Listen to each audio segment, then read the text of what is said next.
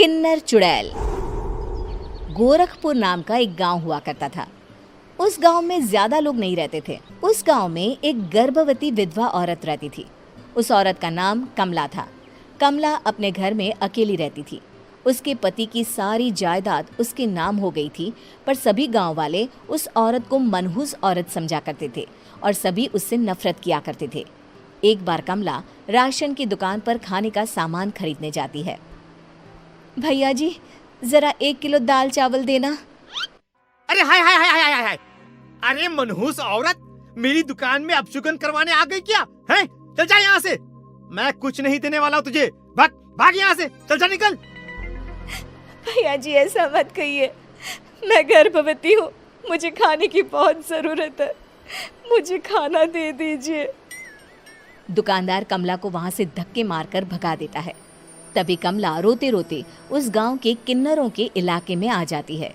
गांव वाले किन्नरों को उसी इलाके में रखा करते थे, क्योंकि वो लोग किन्नरों को पसंद नहीं करते थे और उनके इलाके में रहने से मना करते थे। तो किन्नरों ने उसी गांव में अपना एक इलाका बना लिया था। जब किन्नर लोग देखते हैं कि एक गर्भवती महिला रोते रोते उनके इलाके में आ गई है, तो सारे किन्नर कमला के पास जाकर उसका हाल पूछने लगते हैं। क्या हुआ बहन, तुम्हारी गर्भवती अवस्था में इतनी बुरी हालत कैसे है? तुम रो क्यों रही हो? तुम डरो मत, हम तुम्हें कोई नुकसान नहीं पहुंचाएंगे। तुम शांत होकर सब बताओ कि हुआ क्या है। मैं कमला हूँ। मैं गांव के दूसरे इलाके से आई हूँ। 2 महीने पहले ही मेरे पति की मौत हुई है। मुझे गांव के लोग मनहूस मानते हैं, क्योंकि मैं विधवा हूँ और गर्भवती भी। वहाँ के लोग मुझे खाने के लिए कुछ बेचने के लिए भी तैयार नहीं, जिससे मेरा गुजारा नहीं हो रहा था। कोई बात नहीं कमला, हम तुम्हारा ख्याल रखेंगे। किन्नर लोग कमला को एक खाली घर में रहने के लिए जगह दे देते हैं और उसकी देखभाल भी करते हैं। कुछ ही महीने बाद कमला अपने बच्चे को जन्म देती है, पर अफसोस, कमला बच्चे को जन्म देते ही अपनी जान गंवा देती है। जब सब किन्नर बच्चे को देखते हैं तो बहुत खुश हो जाते हैं, क्योंकि वो बच्चा भी किन्नर ही था। कमला ने एक किन्नर बच्चे को जन्म दिया था। अब इस बच्चे की देखभाल कौन करेगा? हम तो इस बच्चे को गांव के दूसरे इलाके में भी नहीं भेज सकते। और तो क्या हुआ, इस बच्चे की माँ नहीं रही तो हम इसे पालेंगे। अब ये हमारे इलाके में रहेगा, हमारे साथ रहेगा। फिर वो किन्नर उस किन्नर बच्चे को गोद ले लेते हैं, उसका नामकरण कराते हैं। उस किन्नर बच्चे का नाम शक्ति रखा जाता है। देखते ही देखते शक्ति बड़ी होने लगती है। उसके रंग रूप बहुत सुंदर थे। वो बहुत सुंदर किन्नर दिखती है। एक दिन शक्ति एक किन्नर से पूछती है, माँ जी सुनिए ना, ये गांव के दूसरे इलाके में भी तो लोग रहते हैं, तो हम वहाँ क्यों नहीं जाते? हम उनसे अलग क्यों रहते हैं? शक्ति, क्योंकि वो लोग हमारे जैसे नहीं, वो लोग हमें पसंद नहीं करते, इसीलिए हम उनसे अलग रहते हैं। क्यों? वो हमें क्यों पसंद नहीं करते? मुझे एक बार उस इलाके में जाना है। मैं एक बार वहाँ जाकर घूम कर आऊँ। शक्ति, खबरदार, जो तू उस इलाके में कभी भी गई तो अपनी जान नहीं गंवाना चाहती तो उस इलाके में कभी कदम भी नहीं रखेगी, समझी? इतना कहकर वो किन्नर वहाँ से चली जाती है। शक्ति उस किन्नर की बात सुनकर बहुत रोती है। माँ जी, ऐसा कैसे कह सकती हैं? उन्होंने इतनी सी बात के लिए मुझे इतना डांटा। अब तो मैं उस इलाके में ज़रूर जाऊंगी। फिर एक दिन शक्ति गांव के दूसरे इलाके में चुपके से जाती है। ये लोग तो हमारे जैसे ही इंसान हैं, तो ये हमसे नफरत क्यों करते हैं? जब शक्ति उस इलाके में पहुंचती है तो गांव के सारे आदमी उसके रूप से मोहित हो जाते हैं। वो लोग ये अंदाज़ा नहीं लगा पाते कि वो किन्नर है। शक्ति की सुंदरता देखकर सारे गांव वाले उसकी तारीफ करने लगते हैं। तभी गांव का चक्कर लगाने गांव के जमींदार का बेटा हर्ष वहां पहुंचता है। हर्ष भी दिखने में बहुत सुंदर होता है। जब हर्ष ने शक्ति को देखा तो वो भी उससे मोहित हो गया, और जब शक्ति की नज़र हर्ष पर पड़ी तो वो हर्ष को देखकर मोहित हो गई। आपको पहले कभी इस गांव में देखा नहीं। इस गांव में आप नए हैं क्या? जी नहीं, वो मैं बस। तभी शक्ति बोलते बोलते रुक जाती है और मन में सोचने लगती है, अगर मैंने इनको बता दिया कि मैं दूसरे इलाके से आई हूँ तो वो समझ जाएंगे कि मैं किन्नर हूँ, इसलिए मुझे इनसे झूठ ही बोलना पड़ेगा। शक्ति हर्ष को कहती है, जी हाँ, मैं इस गांव में नई आई हूँ, यहाँ अकेली रहती हूँ। वैसे आप कौन है? आप भी इसी गांव में रहते हैं?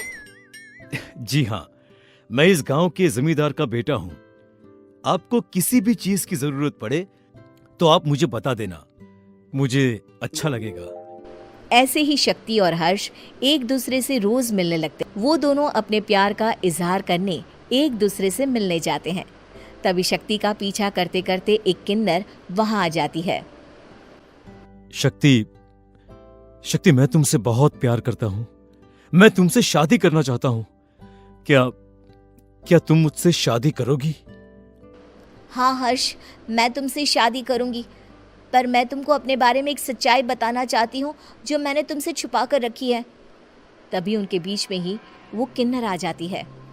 शक्ति, तेरी हिम्मत कैसे हुई ऐसा करने की?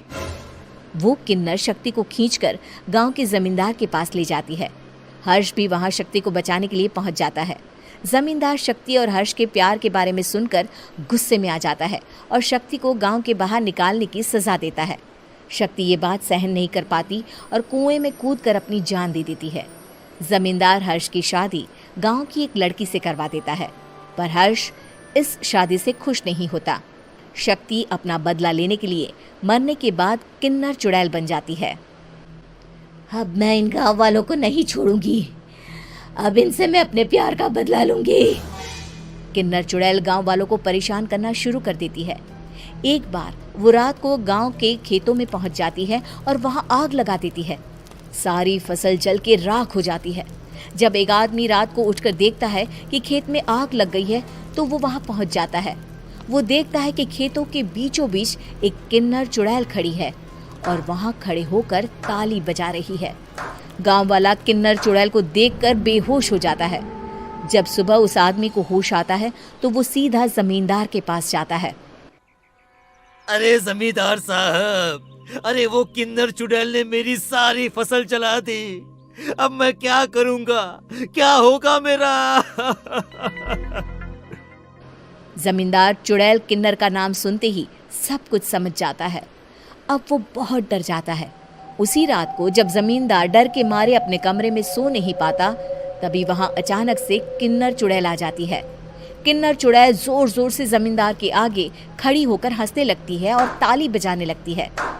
जमींदार उस डरावनी किन्नर चुड़ैल को देखकर बहुत डर जाता है। तूने मेरे साथ बहुत बुरा किया, अब मैं तुझे जान से मार दूंगी। नहीं नहीं नहीं नहीं नहीं, मुझे माफ कर दो, मुझे मत मारो। मैं कभी ऐसा दोबारा नहीं करूंगा। अब तुम जो बोलोगी वही मैं करूंगा। ठीक है, मैं चाहती हूँ कि किन्नर इलाका गांव के इलाके से जुड़े और गांव का कोई भी आदमी किन्नर समाज से द्वेष ना करे, उससे नफरत ना करे, नहीं तो मैं सारे गांव को मार दूंगी। और तुम गांव में एक नया कानून बनाओ कि अगर किसी ने भी किन्नर समाज को हानि पहुंचाने की कोशिश भी करी या इनसे भेदभाव करने की भी कोशिश करी तो उनको कड़ी से कड़ी सजा मिलेगी। हाँ हाँ हाँ हाँ, मैं ऐसा ही करूंगा। तुम जो बोलोगी वो मैं करूंगा, पर मुझे जाने दो प्लीज। तब वो किन्नर चुड़ैल वहां से चली जाती है। गांव का जमींदार किन्नर चुड़ैल का कहा मानते हुए दोनों इलाकों को एक कर देता है और नया कानून भी लागू कर देता है। तब से वहां किन्नर समाज और बाकी गांव वाले शांतिपूर्वक रहने लगते हैं।